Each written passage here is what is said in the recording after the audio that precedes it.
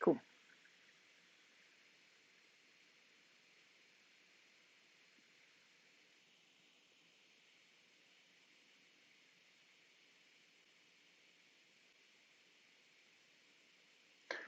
All right. I think I'm finally live. Hallelujah. How is everybody doing out there tonight? And also, where's everybody tuning in from this evening? Um, this has been a very, very, very busy day for me. So I'm very shocked that I'm only about 3 or 4 minutes late on getting us started tonight. But yeah, for those of y'all out there watching, please chime in with a hello. Let me know where you're joining us from. I will get us started on tech tips in just a second here. Um, yeah, so I've been running around like a madman all day thus far, and I just finished up doing a test for a video that's going to be coming out in the coming week. And I had to run in here and set everything up and try to get us ready to go here and everything. So I'm surprised I'm only a couple minutes late. I was a little aggressive in my scheduling here. I see Stoffer's saying hello, Drex. Zach is saying that he's come from Seattle. Derek Wynn, Florida. Thank you for teaching me everything. You're so welcome, Derek. Real quickly before we start, I just wanted to let you all know that Sonic Hill is here from Stafford, UK. It's 5 past midnight. Goodness, you're being a trooper there, Sonic Hill. Thanks for joining us. Um, Quick housekeeping and everything.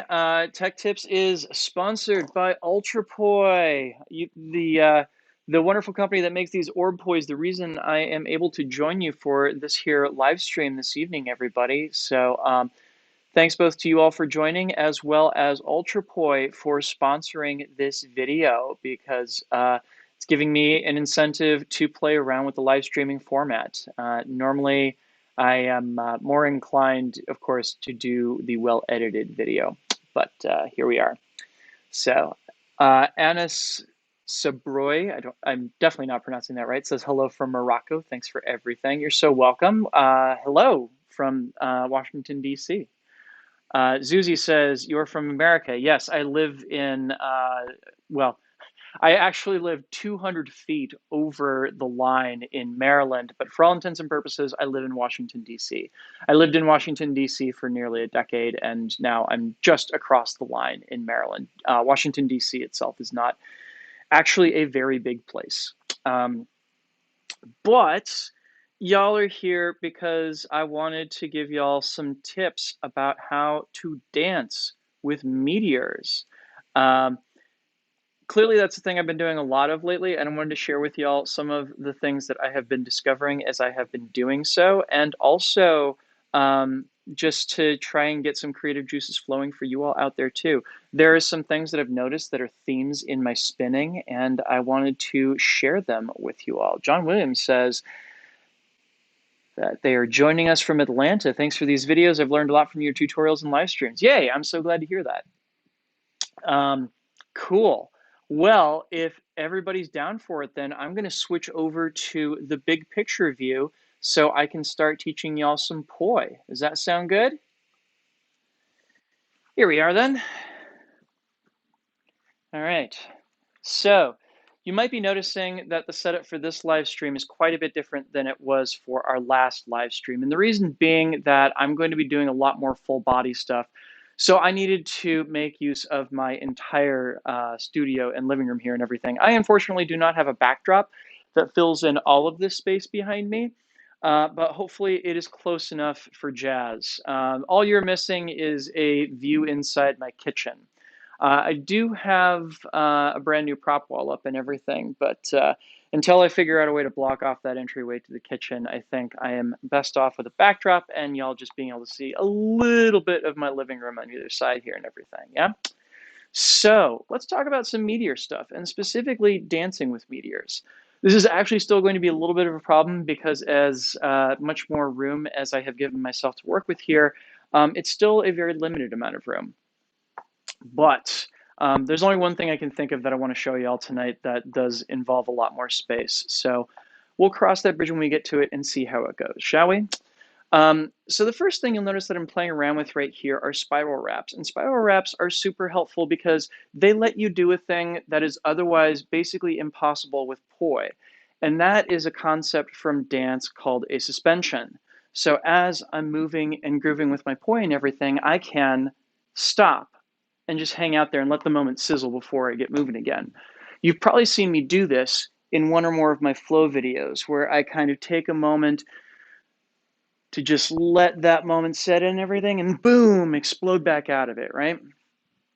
So what exactly makes that possible?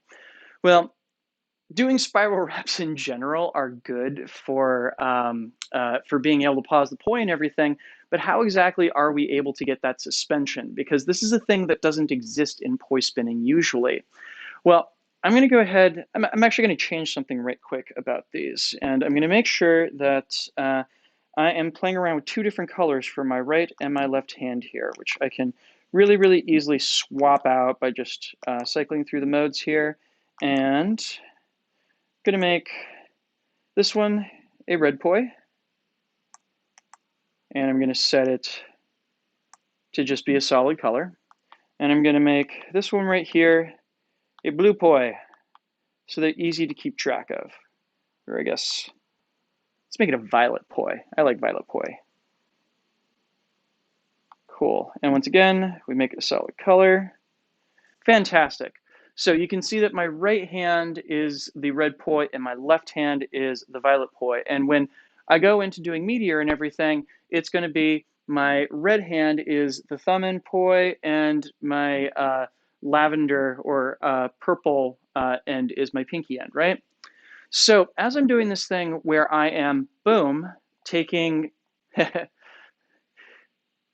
taking my suspension and just kind of hanging out and letting that moment settle and everything, and boom, coming out of it, and then boom, taking my suspension again. There's something that these two suspensions have in common. I'm gonna bring it up a little bit closer to the camera so you can get a better view. And I'm gonna switch over to the other spiral wrap here. Now, you might notice that in order to make this work, I'm having to arrive at a wrap where one of the poi is basically sitting on top of my hand and the other one is kind of dangling down beneath it. Without this, you can't get that thing where you pause and then explode back out. The reason being that if they're both kind of hanging there and everything, when you try to do the explode back out, you are coming from a place where you don't have a lot of momentum to work with. So they're kind of lazy coming out of there. The only way you can really get that full suspension and boom is when you have one of the poi completely wrapped around your hand. Now, here's the challenge for those of you out there watching in the chat and everything. Which poi is on top every single time I do this? When I am doing a spiral wrap from a reverse weave, boom, which one's on top? When I'm doing a spiral wrap from a forwards weave, boom, which one's on top? Again, if I do the spiral wrap from a reverse weave, which one do I wind up with on top? Boom, when I go into the forwards weave and come into my spiral wrap suspension, which I can take my moment of great drama and everything, which poi is on top? Let me know down in the chat. Y'all are watching out there, right? From my reverse weave, which poi is on top? From my forwards weave, which poi is on top? Let me know in the chat. I'm looking for it. I'm looking for y'all to give me your answers on this. I will continue to demonstrate until I start getting people giving me answers. So once again, red poi is thumb end, purple poi is pinky end. From a forwards weave, I go for my wrap, which poi is on top. From my reverse weave, I go for my wrap, which poi is on top. Again, from my forwards weave to my wrap, which poi is on top, and from my reverse weave to that nice little suspension there, which poi is on top. really, like, finding suspensions with poi just would not be possible without being able to do this right here. Oh, we've already got our first guest coming in. Zach is saying the thumb end. You're absolutely right, Zach. Congratulations. No matter which direction my weave is going here, I always want to make sure that I wind up with my thumb end as the one that's wrapped all the way around my hand. The pinky end I can have a little bit of slack on, but not the thumb end, because the distance around for my thumb end is such that it has to wind up in this position where it's just kind of sitting on top. And we've got Stoffer saying red poi is on top. Dylan saying thumb led. Yes, it's thumb led both forward and backward. That is the insight I wanted you to have in watching this. Yes, whether it is forwards weave or whether it's reverse weave, it's always going to be your thumb end that winds up on top. Here's the secret to making that happen no matter what. As I'm performing a forwards weave right here, I have to twist my wrist around. Now I'm twisting my wrist around such that I could basically point my thumb down at the floor. Y'all see how that works there? And when I go back to a spiral wrap going the other way, once again, my hand is in a position where I could point my thumb down towards the floor. So I'm going back and forth between positions where it's thumbs down, but I'm twisting my arms around so that my palm is pointed out to my right-hand side, and a thumbs down with my thumb pointing down and my palm once again pointing towards the right-hand side, but I'm twisting my arm the other way. Yeah? So it is always thumb pointed down, but it's a question of whether your wrist is twisted around clockwise, pardon me, or your wrist is twisted around counterclockwise. Either which way, you're trying to wind up in a position where your thumb is pointing down and you've got the thumb end sitting on top of your hand. That is how you can do that cool thing where, say, you decide to pause for a second and walk around and maybe do a boom, a plane change like that. You can also go back into it. And when you bring your hand down, try and make sure you're bringing it down in that position where you've got your thumb pointed down again. And that way you've got the freedom to have that suspension and break out if you so choose. Yeah.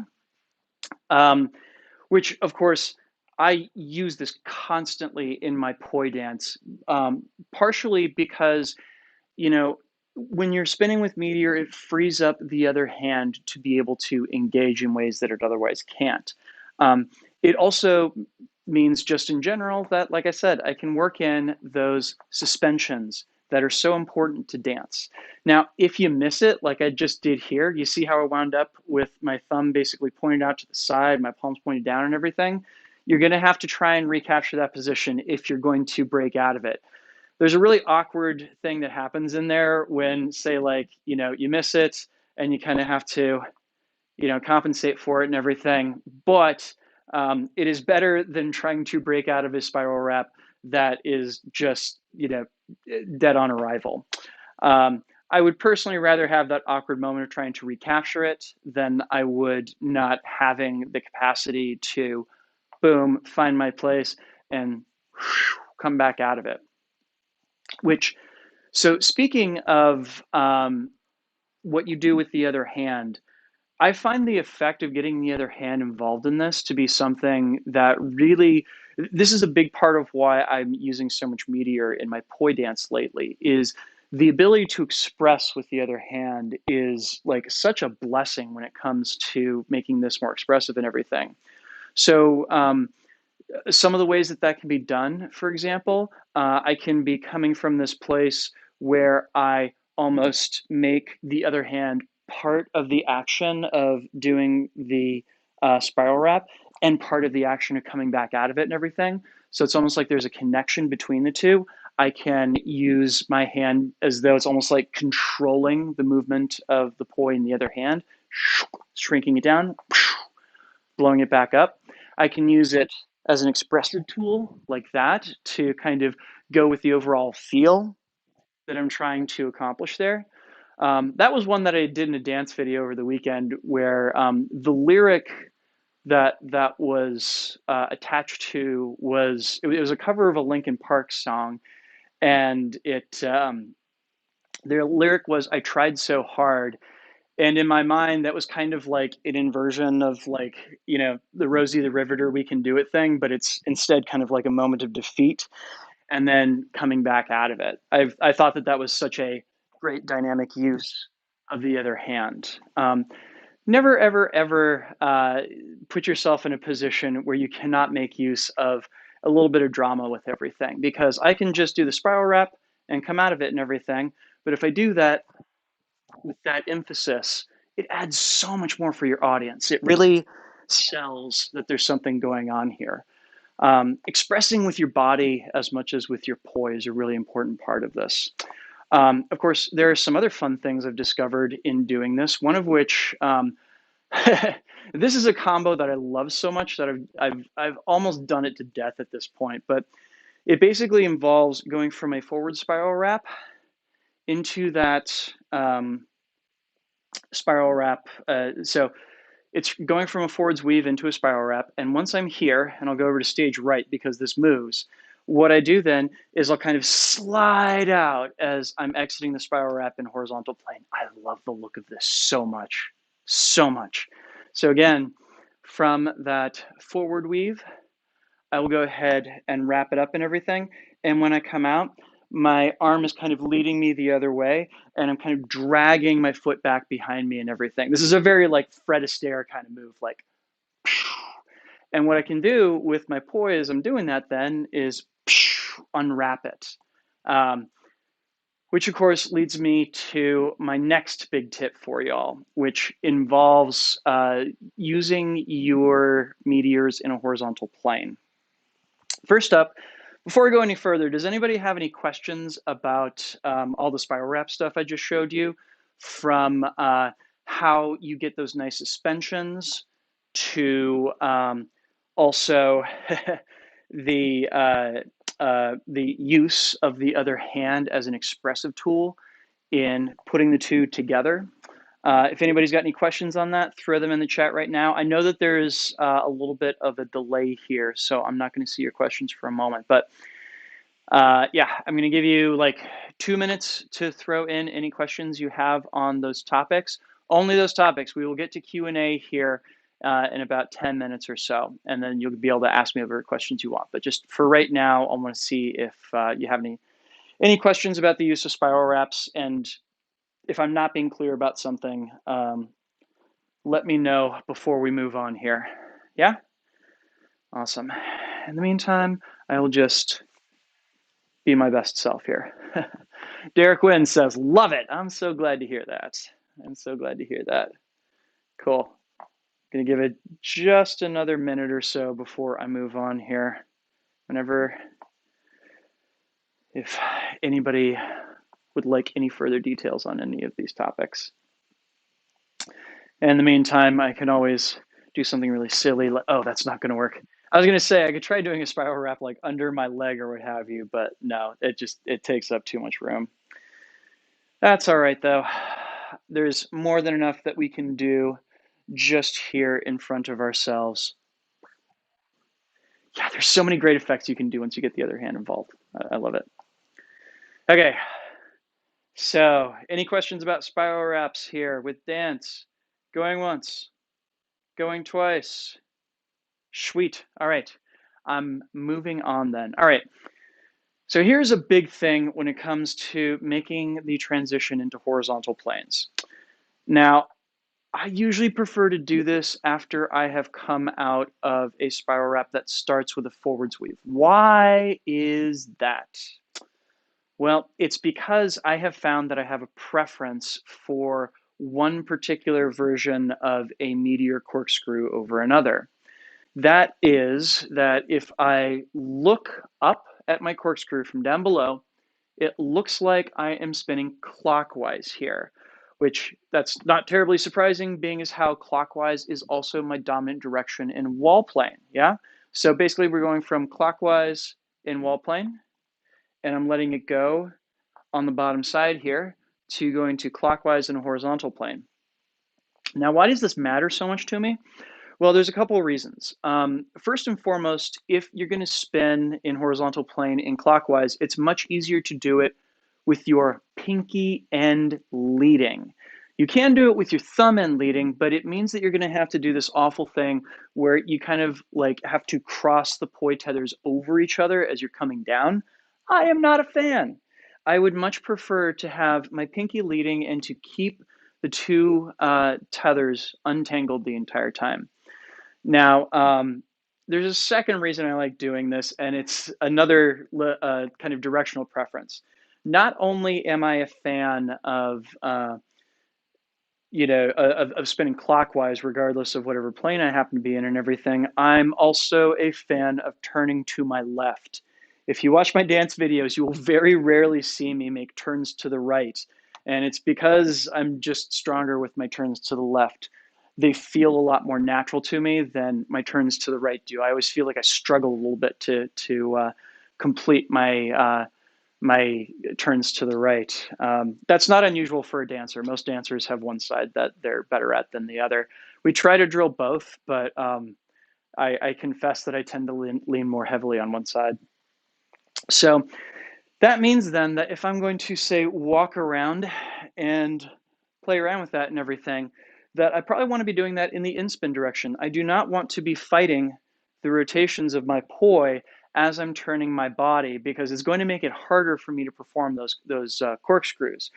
So if I turn my body the same way I'm turning my poi, this is the exact same thing as if any of y'all out there are familiar with core hooping and everything. One of those tips they give you when you first start doing it is to turn your body around in the direction that the hoop is going. This actually helps keep it up. It means that you have to work less hard in order to keep the hoop turning and everything. It's the same thing when you're playing with your corkscrews in a horizontal plane here and everything. It makes it that much easier. And what's more, once you get comfortable with that, there's a bunch of things that you can find. One of which I definitely don't have the room to do here, but I'm going to show you a small version of it anyway. And that is the idea of, from this corkscrew right here, I can take a jump with that. I'm going to do a very, very little jump as I'm doing this and everything. But suffice it to say, as that pinky end is coming up, I can hurl my body over to stage left.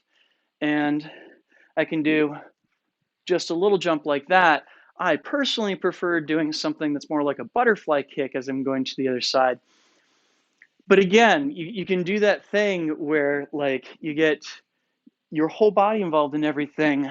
I can get my left hand out to the side as I'm doing this as an expressive tool, and it for me it's like that chef's kiss that like as you're turning and moving around and everything, if you can throw a jump in there, that just makes it. And I'm finding that pinky led is the way for me to go here. If your dominant direction of spin is counterclockwise, you're probably going to want to go with the thumb led weave. Nothing wrong with that. So if you're doing thumb led going up and down, that makes turning to your right easy. And that is the equivalent of counterclockwise when you're doing it in a horizontal plane here and everything. And it's funny because, you know, being a clockwise dominant person and everything, I didn't realize that when I got into horizontal planes here, that was going to mean that I was going to wind up in a place where I was going to have to be more comfortable with having my pinky lead. Nothing wrong with that, just an interesting surprise for me. If you keep an eye out for it, you will almost always see me when I'm doing poi dance and everything, going back and forth between my forwards and reverse weaves until I get to a point where I can come out into a corkscrew with my pinky leading and everything. I will have moments like my reverse four beat is kind of my default place to play around with meteors at this point and everything, which means that I gotta do the spiral wrap and do a second one. Excuse me. I need to do the spiral wrap, and then I need to switch over into my forwards weave to do a second spiral wrap, and then I can exit out into my pinky led corkscrew here. So Derek Wynn says, I'm the same way, always left. Dylan Maines also says same here. Apparently, there's a whole bunch of us that are dominant left turners out there, which is fine, which is good. So the final thing I'm going to show you all tonight before we head over to Q&A has nothing to do with either our spiral wraps or with our corkscrews here. What it has to do with is embellishment for another trick that is a personal favorite when it comes to Meteor. So I'm a huge fan of the Fantastic Four. Why am I a huge fan of the Fantastic Four? Well, it's quite simple, really. It's because when you pick the poi up from either side of your body, that's an entry point into a corkscrew, believe it or not. So, like, as I'm coming off of my right-hand side in Fantastic Four, boom, I can get my pinky leading all the way around in a horizontal plane. It's a really, really great property of the Fantastic Four. Which also, I should say, if you are counterclockwise dominant and everything, you can get to that thumb lead coming off of your left side. So again, it is coming off of your right side, you can get to pinky lead. Coming off of your left side, you can get to thumb lead. Or if you prefer, coming off of your right side, you can get to clockwise. And coming off of your left side, you can get to counterclockwise, right? But that's not all this move has in store for us. So for years, I saw people doing this thing with the Fantastic Four that I thought was fantastic. Oh, look at me, pun intended. And it's this little bit of business here. It is doing this little step and performing the Fantastic Four by bouncing off of a leading leg while you have a trailing leg behind you, like so. Why do I like this so much? Well, clearly, because as a dancer, it actually gets my feet involved in it, right? This is one of those things that, like, I saw people doing it for so long and I couldn't figure out for the life of me how they were doing it. And it turned out that the reason is that I had a total misunderstanding of what was going on with it. So there's a little secret to the Fantastic Four as you're performing it. And that is that as you're performing it, the only leg that counts is the leg and the direction that you're about to move your hand in. So as I'm going from my right side to my left side, my left leg is the only one that matters here. My right leg doesn't need to be here at all. You can actually very easily work this out by switching around the arrangement. Whew, okay, this might be a little bit of a challenge to do in this space, but we'll see if I can do it here.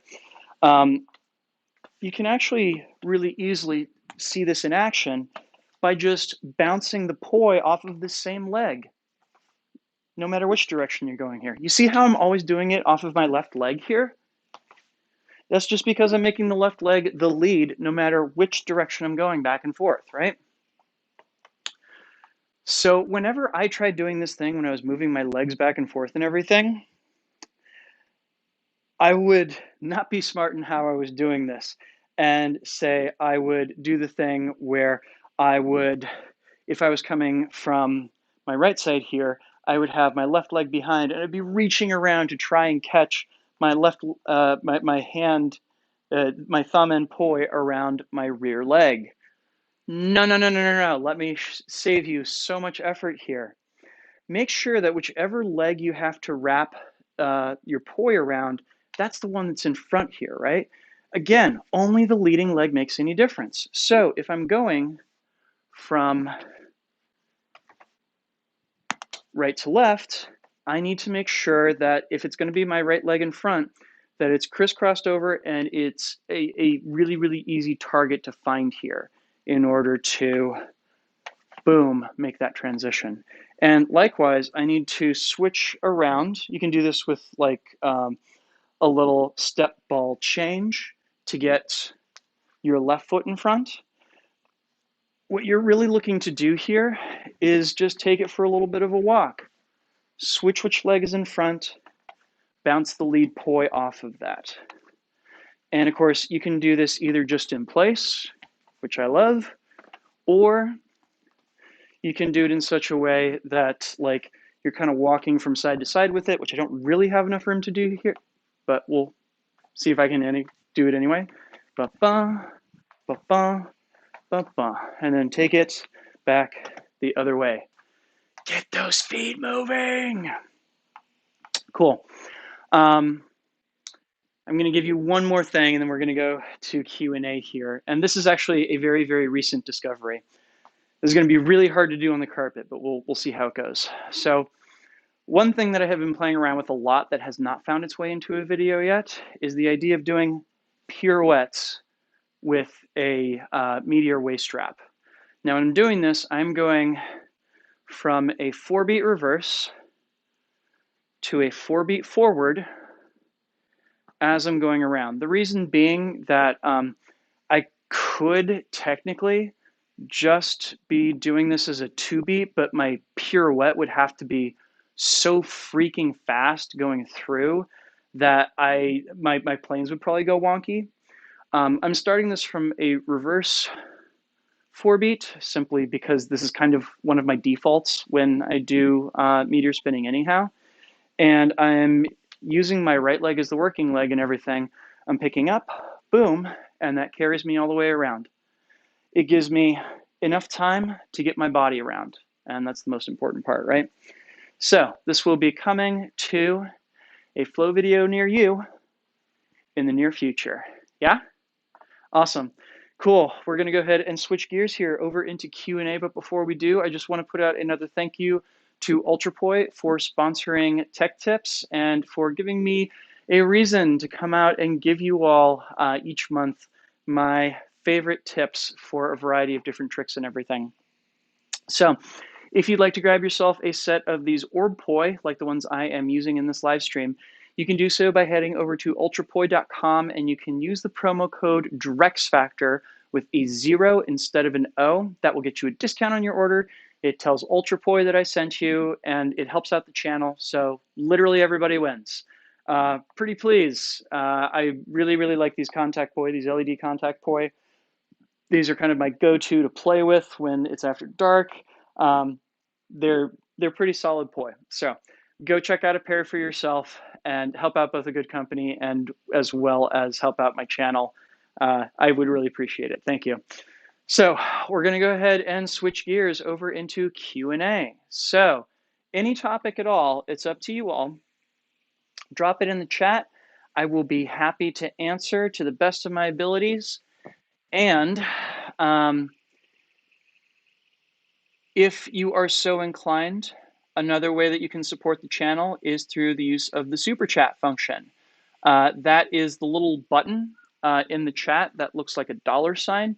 If you hit that, you can tip me. I will bump your question up in the queue and answer it sooner. It also helps out the channel, and I appreciate it. Thank you so very much. So it looks like we got about somewhere between 20 and 25 minutes for me to answer questions here. So your burning questions on a Friday night. It could have to do with learning a move. It could be something about flow arts. It could be a personal question. It could be a question about the meaning of life, the universe, and everything. It's totally up to you. Either which way, let me know down in the chat, and I will do my very best to answer it to the best of my ability. Dylan Main says, I got me a set and I love them for inside. These are amazing poi. I agree. I absolutely love these.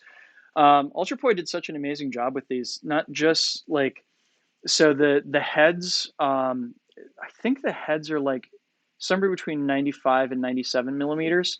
The controls are super easy. I love how easy they are to navigate. Um, you know, one of those things that it's really important to nail with any set of contact poi is that the balls have to be grippy and not bouncy. They did a fantastic job of that. And I also love the tethers. These are 3/8 inch tethers. And they were really comfortable right out of the box. I have used these heavily, and they haven't pilled up very much. That is, they've handled abrasions pretty well. Great for gunslingers. The length they came in was fantastic. So yeah, I'm a big fan of these. Jonathan Howard says 42. Yes, indeed. Zach asks, how do you get out of a flow rut, i.e. doing the same patterns over and over again? That's a good question. So I have a lot of different answers to that. Some of which I think you're going to like and some of which I think you're not going to like. But Here goes anyway. Um, Sometimes I think part of being in a rut has to do like with mentality and kind of wanting novelty and not getting it. Like it's been a while since you got a bunch of new tricks and just kind of feeling bored with it and everything. Um, and I personally believe that it's really important in those moments to just keep doing the work and keep showing up to work and everything, and that eventually you are going to get to a point where something new is going to happen. And in the meantime, it like take it as an opportunity to take whatever you learned and polish it. Is this the cleanest hybrid I can do? Is this the cleanest contact roll I can do?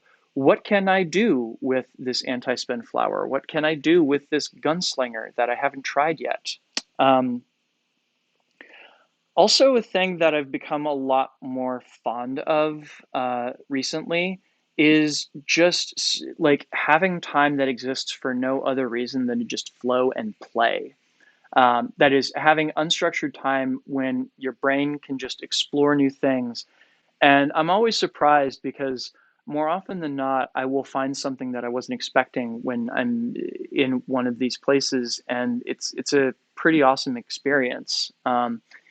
Another thing is, and this is one of those things that nobody likes the idea of, and I will admit that I'm terrible about it, but I do it on occasion, is when you're feeling like you're in a rut, when you're feeling like nothing's been stimulating, you go and learn something that you've been avoiding.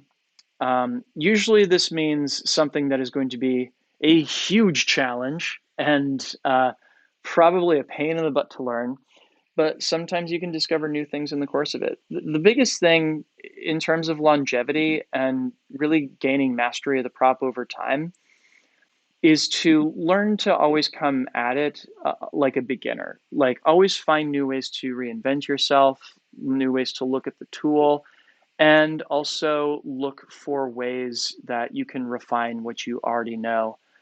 You know, whether you've been spinning for 3 days or for 30 years, you'll always find something new in a 3-beat weave, just straight up. So, yeah, that would be my answer to that. Thanks, Zach. I hope that helps. Sorry, that was kind of meandering. Dylan Maines asks, "Hey Drex, I think I'm not holding the grip right in Meteor. Can you show us how you prefer to grip Meteor?" Sure. So my preferred grip with Meteor, um, Lord. So Ryan Ducham has, is it Ryan Ducham?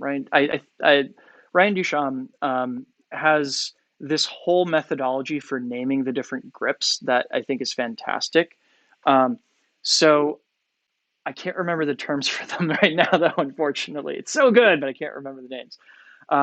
So this is my preferred grip. Basically, what it consists of is I am pinching my thumb and poi between my thumb and my index finger. Oh, this is part of it. So I'm using what's called a key grip for this. That is, I'm holding on to the end of the tether that's coming out of the head like a key that I'm about to insert into a lock and everything. And some people will do this with more tether being kind of held in their hand. I like to have the handle as close to the grip as possible. And the other poi, I grip between my pinky and my ring finger like that. And there's not a whole lot of detail to be gleaned from that. It's, basically the handle functions as a stopper between these two fingers. And I will tell you that it's a royal pain to build up the calluses in this like little area between your pinky and ring finger and everything. But it's worth it. Um, yeah, so this is my grip right here between thumb and index finger, and again through ring and pinky fingers. That's my grip. Good question. Mark Stayoff says, "Hi Drex. I may ask how you deal with blisters or other damage on your hands and the side of fingers when you do spiral wraps." Hey, what an appropriate question to get after that last question. Oh, and also saying hi, and hi in respect from Bulgaria. Hi in respect from the United States. Um, so you're going to go through a lot of athletic tape. There's just no way about it. You're going to build up calluses only to shred them off and have to build them back up again. When you shred off your calluses, bandage up your fingers, take a day or two to rest. I invest in lots and lots of there are what they call finger bandages. They look like the letter H, and they're great for working around joints or kind of working across little web surfaces in between fingers like that. Um, invest in boxes and boxes of those because you're gonna go through them, unfortunately.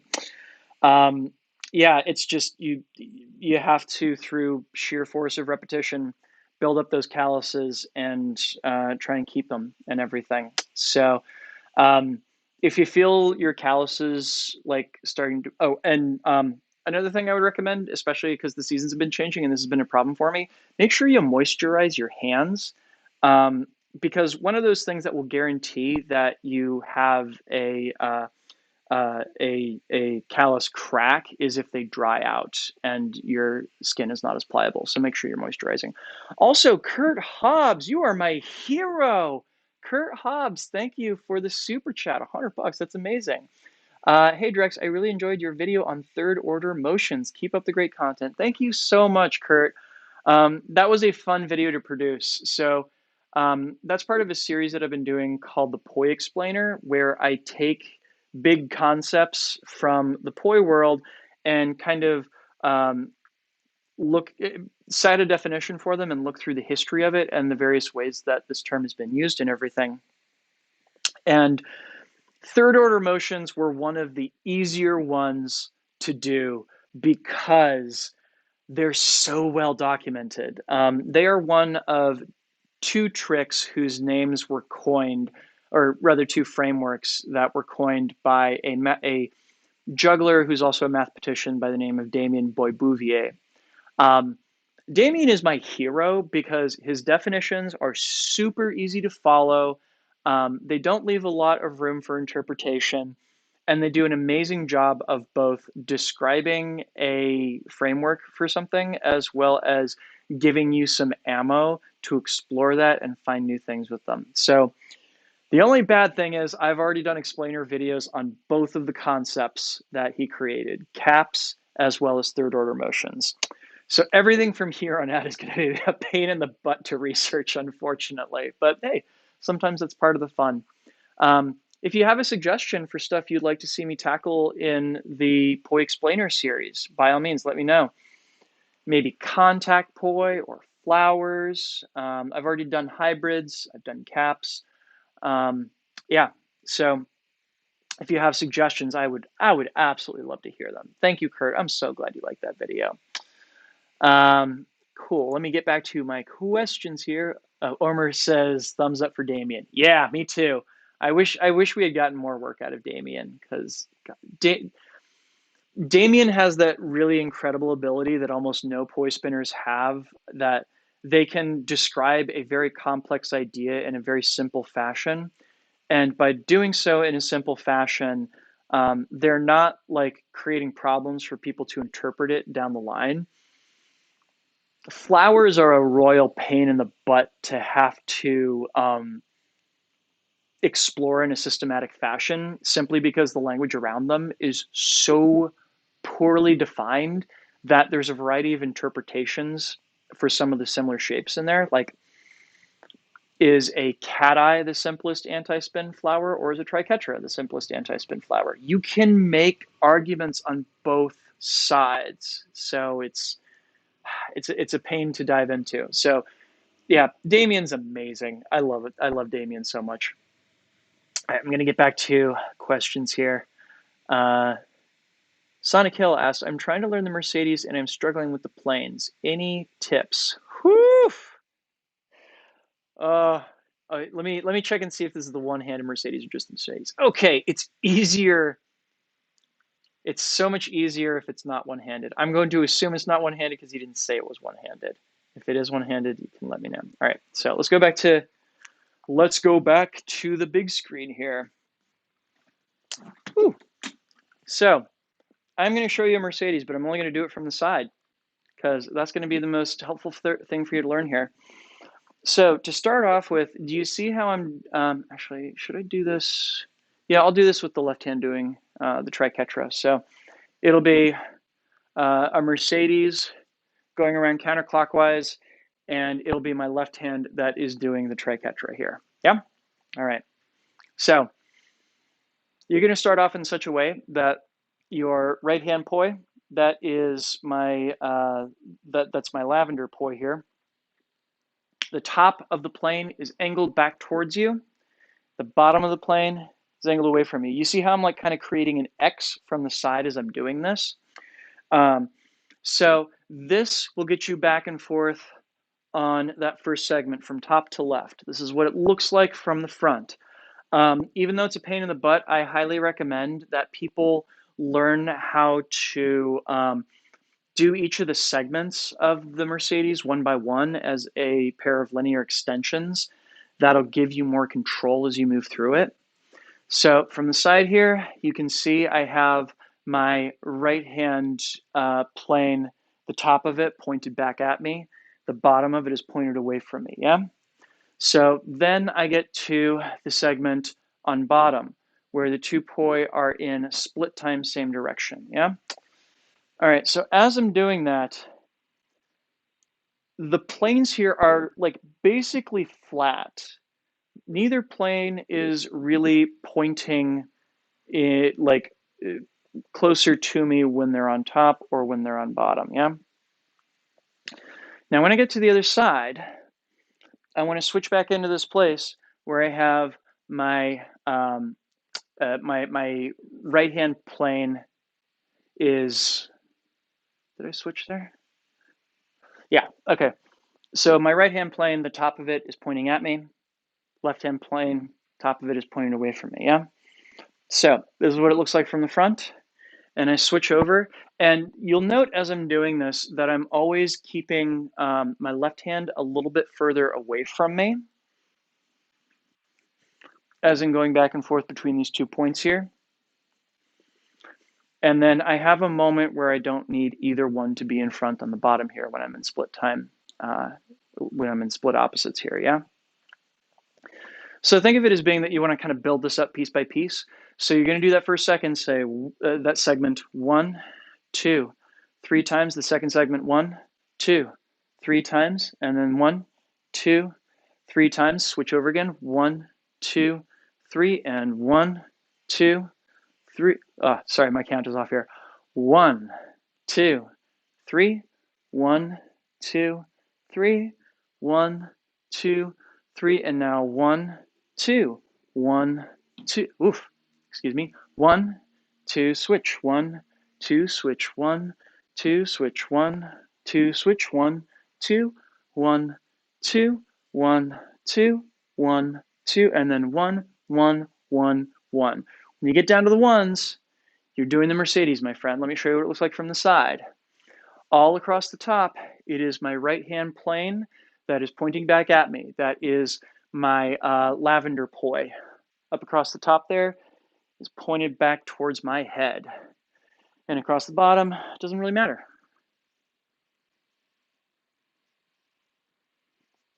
The only point where you really need to worry about that is at either of the bottom corners. Now, at this first corner right here, it is going to be my my lavender poi that is, I'm trying to think if there's a better angle to view this by. But essentially, I think what you're really asking about here is when you switch your timing from together time to split time, how do you avoid having the poi hit you? And the answer is that you kind of have this moment where the purple poi kind of where you get the red poi to kind of swing back a little bit on a diagonal here, so that this side of the plane is behind your arm, and that gives your purple poi a little extra room to clear through that point without any possibility of running into the other plane, yeah? I suppose I could like kind of tilt it over to the side so you could see that in action here. You see how that red poi is a little bit off plane so that the purple poi has plenty of room to spin in its own plane? If I take that back into the vertical here and everything, when I switch over to the other side now, I'm doing this in such a way that now it is, yeah, so now it's the purple poi that is slightly off plane and the red poi that is on plane. Again, I'll kind of tilt that over so you can see that. This just basically means that the poi cannot possibly run into each other on that horizontal there and everything. So the key is to think on your left side, it is your left-hand plane that kind of tilts just slightly to make room for your right-hand poi. And on your right side, it's your right-hand plane that tilts just slightly to make room for your left-hand poi, yeah? So it winds up being, as we go around, we kind of, actually, I bet you I could do it like this. So if I do this on a horizontal and everything, do you see how there's like a little X that's kind of visible on the horizontal plane as I'm doing it? So over here, I've got the end of my purple plane pointed away from me and the end of my red plane that's kind of pointed back at me. And, ooh, doggy. On the other side is going to be the opposite. The purple plane is pointed back at me and the red plane is pointed away from me. So that's what's going on in horizontal land here. This is a very odd perspective to do this from. This is a great question, though. I don't think I would have thought to take a look at how those planes intersect if you hadn't asked this one. What a great question. So yeah, on the sides, make sure that you're giving each plane enough clearance to get past each other. And that is instrumental in getting you through this and making sure that it looks real smooth. Wow, what a great question. I never would have thought to take such a deep look at that. That was fantastic. Thank you for asking that. My goodness. All right, so back to being up close and personal here. Zach said that was great advice. Thank you. You're welcome. Won't respond. Hey, Drex, I'm not a dancer at all.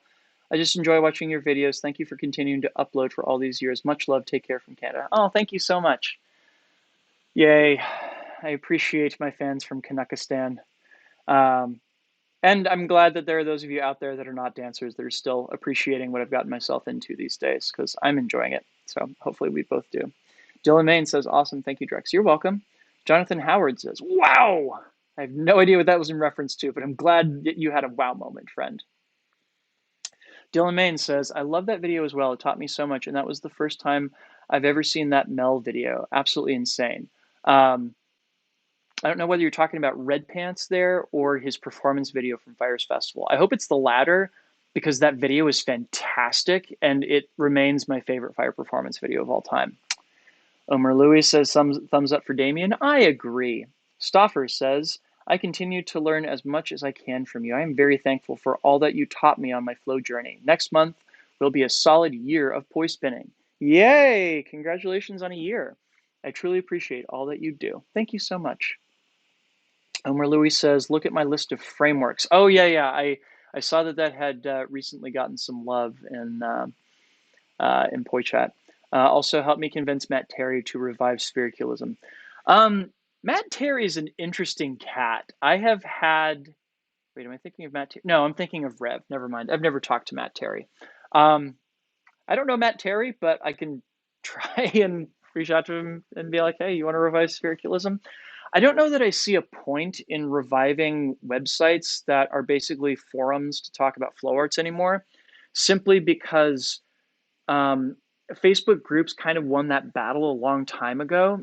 And I think that creating a website that exists to do something that Facebook already does, it's going to be really, really hard for any such forum to gain enough of a critical mass to be truly useful, because you have to convince people to go chat on this other thing rather than chatting on the thing that they're already chatting on.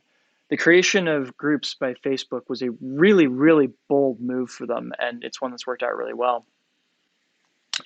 Mark Stakeoff says, thanks, man. Now I know I'm not doing something horribly wrong. It's just part of the game. Once again, respect. It is indeed. And you have my sympathies. Yeah, building up those calluses is not fun. Sorry. Jonathan Howard, honest answer in a head-to-head competition, who wins, you or Ronan? Honest answer in a head-to-head competition between me and Ronan? The winner is the audience, clearly. Oh my goodness, that would be so fun to watch. Um, I there's a joke that I have told for years that it basically boils down to this: if you are familiar enough with Ronan and Alien John's work, I will never do anything that surprises you. We're a few years past when that joke was really relevant. Nowadays, I think that I have a more unique style, especially with all the dance that I've been doing and everything. But for my poi tricks, yeah, I am basically equal parts Ronin and Alien John, I feel like. Um, just in terms of like that kind of mathematical approach to breaking down tricks, and Ronin's approach to spinning is just so elegant and beautiful. And I Ronin has this unique ability among poi spinners to work with and truly explore stillness. Every other poi spinner that I have ever seen like feels like they have it seems like they feel like they have to fill up the space around them with movement. Um, and Ronan is one of the few poi spinners I've seen that is totally fine with stillness, and he's totally fine with exploring stillness. Um, it's one of those things I really admire about him, and it's something I wish I had more of in my own style. Um, so I will say mad respect to Ronan. There would not be a Drex if there weren't a Ronan. So many thank yous to Ronan the Poi God for sure. Stoffer asks, how can I do an atomic weave properly? I would also like to know how to do a tessellated triquetra in split time opposites if possible. I do not know what a tessellated triquetra is, so I'm not sure how I can teach it to you in split time opposite, unfortunately. In terms of how to do an atomic weave properly, we would first have to agree on what the proper version of an atomic weave is, because there's a difference of opinion around this. Also, I very clearly should have charged my poi before doing this because one of the handles has gone out. I apologize. So there's basically two answers to what an atomic weave should look like. Um, one of them is this right here. Now, there are things I don't like about this because you'll note that um, it works in, well, actually, okay, so this is me doing it the way I do like. The way I do like is literally just a 3-beat weave, and you're flipping the movement of one hand over on its side. So why this is important is you'll note that I'm basically using the space underneath my arm here as a proxy for what happens when I'm on the right side of my right arm. So in order to do, oh, that's why it doesn't feel right. Okay. So in order to do a 3-beat weave, of course, the pattern is you do 2 beats on the non-native side and 1 beat on the native side. So it should be, yeah, okay. So this would, in theory, be a 3-beat weave that has been turned into an atomic, right? Because you can see I have 2 beats with my right hand on top and 1 beat underneath. This is the same thing as a 3-beat weave, but turned on its head. Okay, so there's another version here that involves adding an extra beat with that right hand underneath. So this is basically the equivalent of doing a 4-beat weave, where I'm performing a 3-beat weave over on my left-hand side. I'm adding an extra degree of twist as though I'm doing a 5-beat weave over to my right hand. This results in a total of 4 downbeats. And when I do my atomic weave here, you can see that that results in me twisting up my hands in that way on bottom.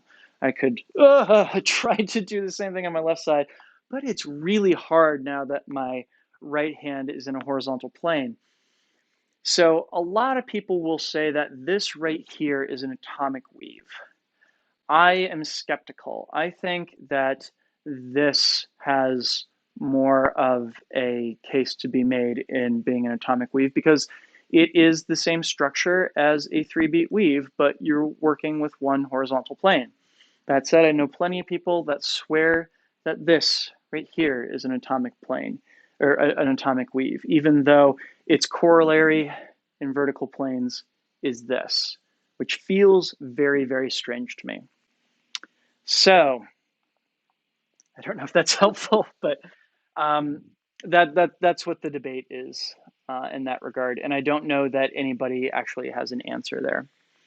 Um, but yeah, Omer Louis, the pyramid system is always a great way to pave the way to muscle memory. I'm not familiar with the pyramid system. What can you include a link to that or describe it in some respects there, Omer? Um, Omer Louis is also asking, Howard, what is the competition checking exactly? I don't know, their entertainment value, maybe. Sonic Hill, that was precisely my question about going from split opposites to split same. Thank you for the tutorial. That was great. No, that was actually really amazing, and I'm gonna make a note of that right quick because I think that I should do a more formal tutorial on my channel about that because again, that's not a thing I would have thought to teach until now. What a great question.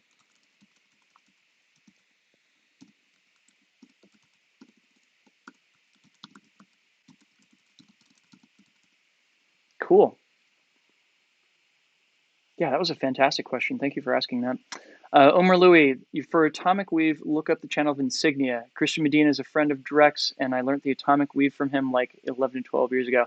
Christian Medina is a beast. I feel like Christian Medina is like the hidden figure of the tech poi world because like he's one of these people that's had conversations both in person and online with absolutely every figure in the tech poi world that you can think of, and he's not super flashy. He's not one of those people that'll go out and like make a ton of videos. He's a person that when he speaks, it's usually very deliberate. And I love Christian to death. He is one of the sweetest people um, that I know, and I'm very lucky not just to call him a colleague, but also call him a friend. You know, he was really the first person that showed me tech poi. When I moved to the East Coast in this would have been 2007, I ran into him just by chance at a party in an artist warehouse in Queens called Wonderland. And this would have been about Thanksgiving time and everything. And he showed me, um, I think we call this the buzzsaw weave now.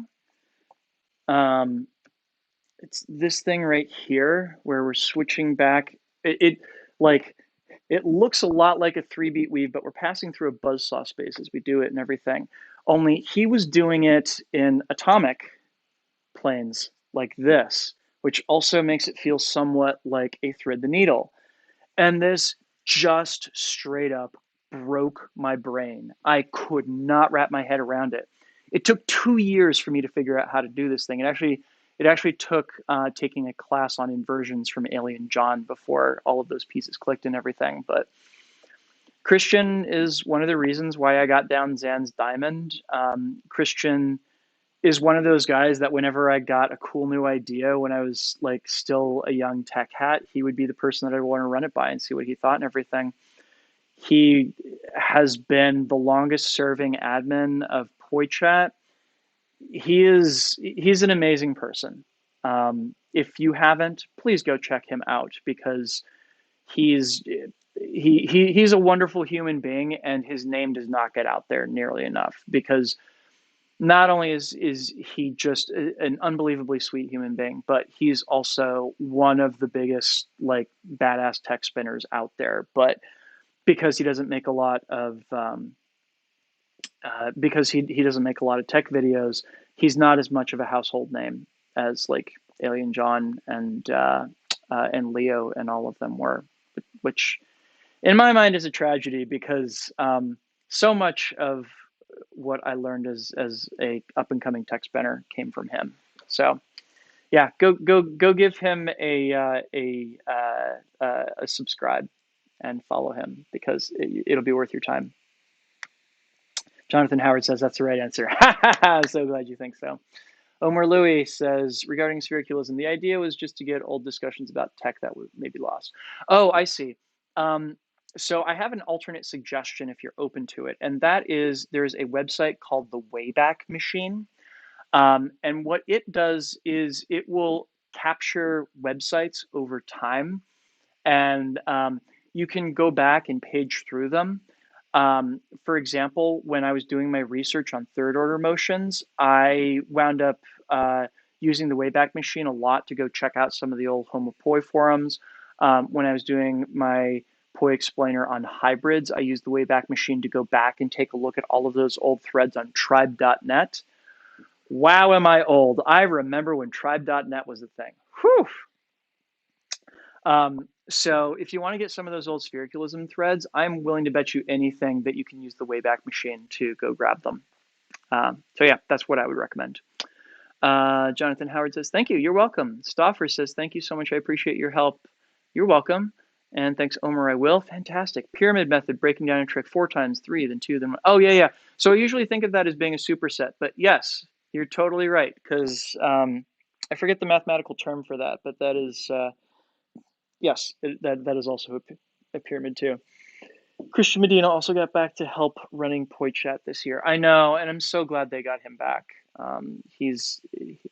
It seemed like he had largely retired to go be a dad and everything, which don't get me wrong. I'm glad he's there for his kids because I can only imagine how awesome a father he is, given how awesome a human and a friend he is.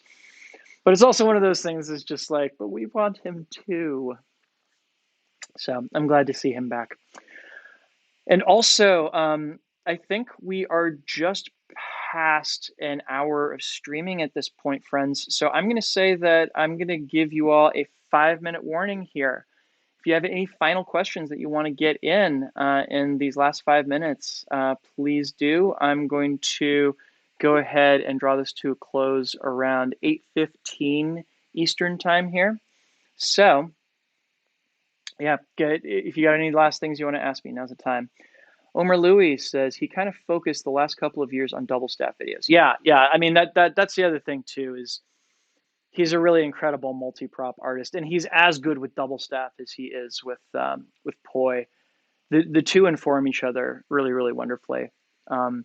I've dabbled in and around double staff over the years, but he's been way more consistent about it than I have. His control is way his there's a thing that you're looking for with double staff, which is the ability to lock into all those positions and everything. And I never got that to a point where I was like super on point with it and everything.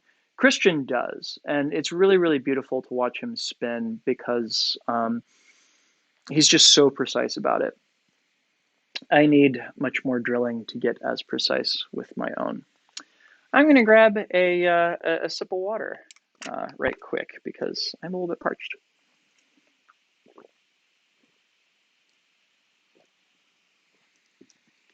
Omer asks, tips on toroids or quarter placing in 3D. Quarter placing. I don't know what you mean by that, unfortunately. Toroids. Toroids are such a rabbit hole. It literally feels like you're learning to spin Poi all over again from the start. One of the biggest reasons being that you kind of train yourself to recognize these spaces in the middle here as being stalls. And when you think of them as being toroids, instead, you have to think about where you're redirecting the momentum of the Poi. It is so difficult to do this in a way that looks clean and that looks consistent. I don't think, aside from maybe E6, I don't remember anybody ever doing it in such a way that it was like all those pieces really fell together. Biggest tip for toroids, honestly, is to just train the isobends so that the movements between the different lobes feel as natural as possible. And that way you can get to the point where you can kind of like try to polish it and get it down. That would be my recommendation there. Zach asks, what's your best recommendation for incorporating dance into spinning? Biggest one, number one with a bullet, go take dance classes. Um, I had never danced in my life before I started spinning poi. Well, that's not entirely true. I've taken some swing dance lessons in both high school as well as college, but it was never a thing that stuck. I had never formally learned how to dance solo until I was about 29 or 30, and I spent probably 5 or 6 years really regularly working on that. And I will tell you, the first year is incredibly hard. Learning how to dance as an adult is one of the hardest things I've ever done in my life, but it's really worth it. And it took a while, but the pieces started falling together. And I mean, a part of that is just that nobody had really um, nobody had really done the work before that of saying this is how you can combine these two things together. It had been kind of done in an ad hoc fashion. There's another woman that was a dancer, Jennifer Swanson, Jen Swan, or she's sometimes known as Jen Monster, who had done a series of videos. She's a classically trained ballet dancer, and she had done some videos showing combining individual ballet phrases or uh, I wouldn't call them ballet tricks because that's not how the dance world thinks of them, but more like ballet steps. She would show how to take individual ballet steps and combine them with individual poi tricks. But the thing was is that she never wrote phrases out of them. It was always just like one-off ideas. And writing a poi dance phrase that is something that has a beginning, a middle, and an end is much more of a challenge. And that was the thing that I was always seeking. Part of what made that come together for me, to be perfectly honest with you, was coming to a place where I decided that I needed to get the rest of my body as engaged in what I was doing as my hands were. And once I created that challenge for myself, and I still kind of fall in and out of that depending upon the day, but if I make it a rule that my body has to get engaged too, that tends to make the results more interesting, regardless. Um, but yeah, unfortunately, nobody has created a step by step on how to combine the two. I would like to, but it is honestly like it's not a thing that works the same way as treating as teaching poi traditionally. It's not one of those things that you can say, okay, here's step 1, 2, 3 for learning this trick. It winds up being a lot more esoteric than that. The best way I've found to teach it honestly has been to teach phrase work, has been to come up with a poi combo that incorporates dance and teach people how to do it. I think the best way to learn is by doing. So maybe my answer here is to say go through all of my poi dance combos and learn how to do them. And that might be a good way to incorporate some dance into your spinning. But the other answer, honestly, is go take dance lessons. Whatever's most interesting to you, whether it be like hip hop, waving, gliding, popping, locking, whether it be modern dance. Yeah, go take dance classes. That's what I would say. Homer says quarter time. No, I don't want to do quarter time. I hate quarter time. There have been a few things over the years in the tech poi world that I've just seen it happen and kind of been like, well, that's cool, but I'm not going to do it. Like, and quarter time was one of those things. And it was one of those things that quarter time like kind of passed us by fast enough that nobody noticed that I wasn't doing it. The one that I just decided, no, I'm not doing that, that didn't just pass us by and that has now become a very glaring omission is poi juggling.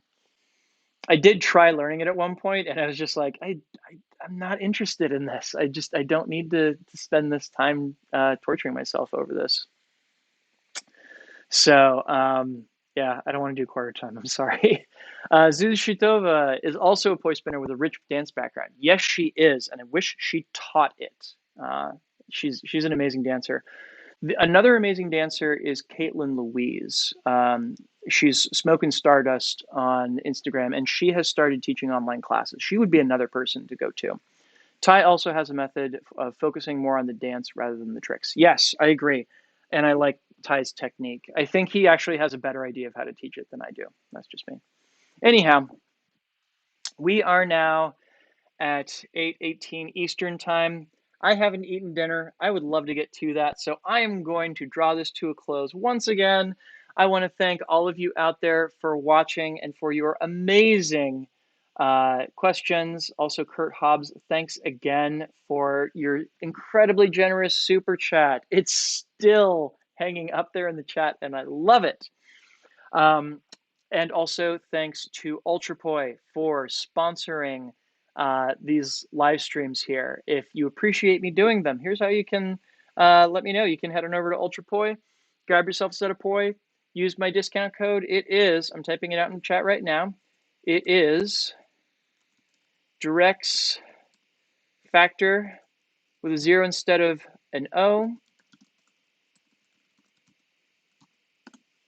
Grab yourself a set of Poi there, and yeah, again, it gets you a discount on your Poi. It helps out the channel.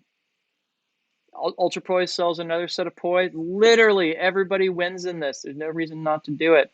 So if y'all are watching out there, Ultra Poi, thank you so much for supporting these live streams. I really appreciate it. Omer says, good night. Thanks for the talk. You're so welcome. And thank you for keeping the chat alive out there, buddy. Also, aren't you in Israel? It's got to be like so late where you are. Am I thinking of that right? With a 0 instead of an O. That is correct. Yes, with a 0 instead of an O. That is very, very, very important. Otherwise, it will not work, unfortunately. Stoffer says, thanks, Drex, for your time and help. Mostly appreciated. Have a great night. Peace. You too. You too. Have a good night, everybody. Please take care of yourselves. And, of course, if you have the ability, please go get vaccinated. I'm getting my second shot next Friday. And I am looking forward to being able to re-engage in the world. Either which way, take care of yourself and others, drink water, wear a mask, 3:20 a.m. Omer, oh my Lord, buddy. This is dedication. I appreciate it. Wear a mask, take care of yourself, take care of others, and yeah, have yourselves a great evening. Thank you, everybody, so much. And I will see you for the next live stream next month. It will be the second to last Friday of the month, which I'm trying to make that out on the calendar, but it's on the opposite wall. I'm going to look that up right quick just so I can give you the right date.